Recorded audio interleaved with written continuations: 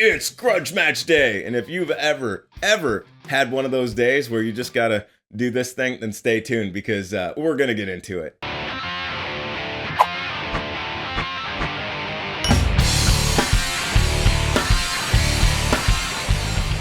Welcome to the Jam Shed. Welcome to this episode of Grudge Match. For those of you that are new here, quite simply put, it is just gear exploration. I take two things and I see what they do and how they're similar and how they're different. Just being curious, just exploring and having fun. That's what this is all about. And one of the things that's unique to this episode is the first time that I've done something that is not a pedal on the show. And it is two speakers. And in fact, those speakers are two Celestions, the coveted Vintage 30 and the G12H Anniversary speaker. And before we go forward, let's just take a look at these two. I made a tail of the tape MMA style, so I'm gonna bring that up here right now. There it is.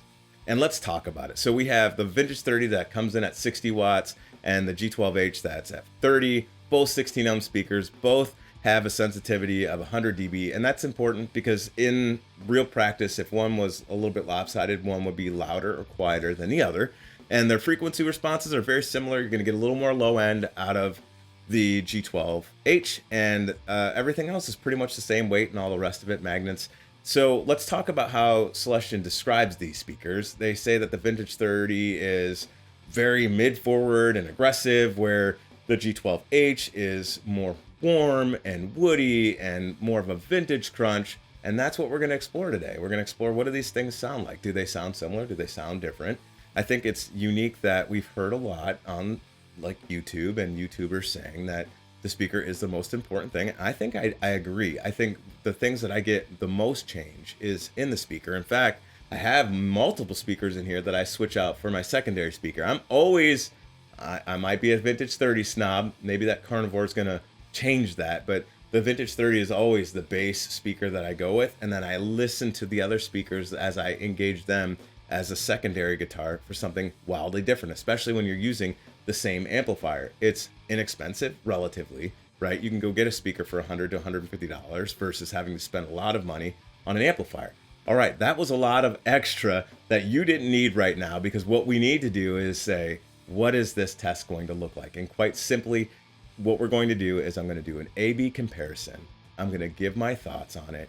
I have a cool little jam that I put together that we'll use as the base comparison jam for these tests so that you have something to compare in a mix. And as always, we'll start this test out by describing the signal chain, which is going to be this triple rectifier here. That's going to be running straight to the G12H and the Vintage 30. It is going to power both of those speakers. I've got this other little thing, it's called a Palmer up there, that allows me to do that.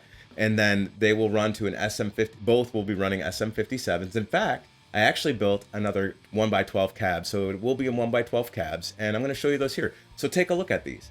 These cabs are awesome. I designed them and built them, and what's unique about them is they have a boom, a mic boom arm attached to them, so I can really accurately get them into position easily, and then I can swap them out, which is helpful when I only had one. It was really nice because I could easily put another speaker in and get really close, or put it back if I didn't like it. It was just great for adjustment. And while I am not trying to have these be this whole thing be a perfect scientific test, that's not the purpose. But I also wanted to be able to be consistent for my recordings. And so I decided to build a second one here so that when we're doing these shootouts, it'll go maybe a little bit more seamless to have them both in something very similar. So all of that to be said, let's now jump to the test. What I'm going to do is I'm going to go grab a guitar and I'll be right back with you, and we're going to get into it. The X of choice, as always, for our test today is my 2016 Evo. Love this guitar. It has a BurstBucker 3 in the bridge, and that's the position we will stay in for the whole test. Now again, this guitar will run straight to the front of the amplifier. I'm not running any additional boosts or anything like that. And I know before we talked about the signal chain, I want to note that the SM57s we're not adding any EQ or any of that in the post-production. This is all happening in real time. And so we're going to hear them in their current state. And so without delay, let's take a listen. We'll start with the G12H here. And I just click that over so that we can hear that speaker first. And then I'll jump to the Vintage 30. And then from there, I'll come back. We'll have some thoughts and we'll talk about the next phase of our test.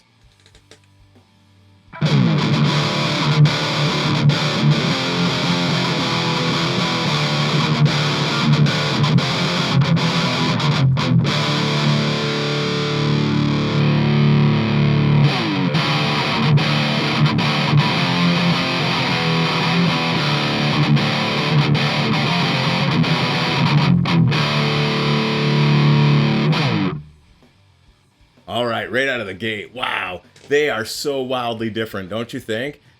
And I mean different in the sense that, yes, they both are carrying great gain. Like, that's not the issue. I didn't feel like there was a drop in the gain. I didn't feel like by some inherent reason I was getting less. I felt like they were very similar in that regard. But when it came to their tone, boy, Celestion's pretty spot on, at least for the adjectives that you can use to describe what you're hearing. I mean, certainly what you heard in with the last speaker, which is the Vintage 30, it was definitely more mid-forward and much more aggressive. And then the G12H, which was the first thing we listened to, definitely smoother on the top and almost kind of scooped out is what I would describe it as. But it goes back to that warm tone. You didn't have that almost nasally sound that the Vintage 30 in the mid-range can sometimes have. But that was evident to me switching back and forth in the moment. But it also seemed to disappear a little bit the more I started to play, which I found a little bit fascinating about how that works when it comes to the tone and what our brains perceive and how it registers that. So that being said, what did you think? Did they sound close? Did they sound really different?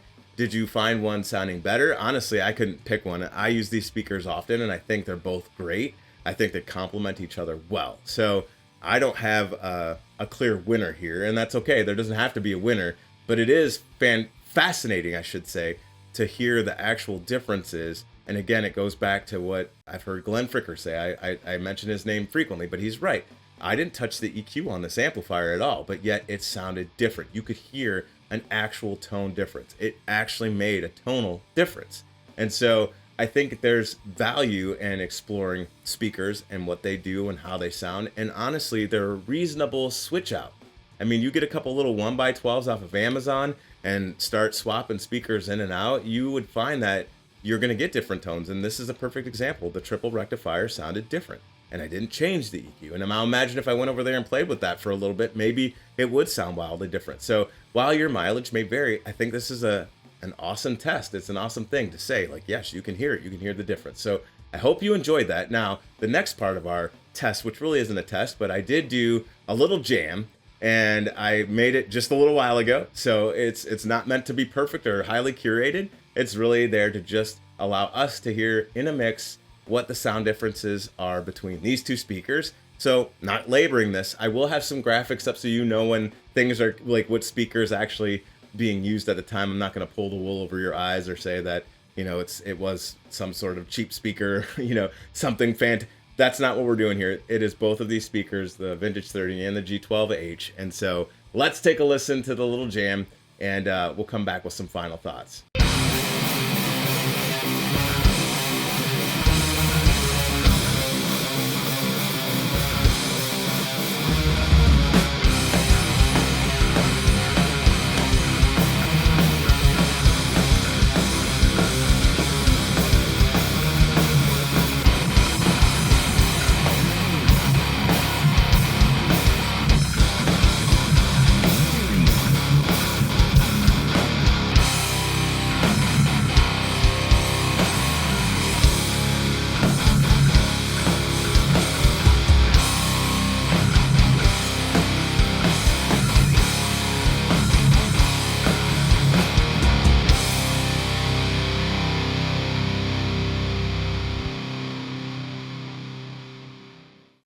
All right, that was a lot of fun.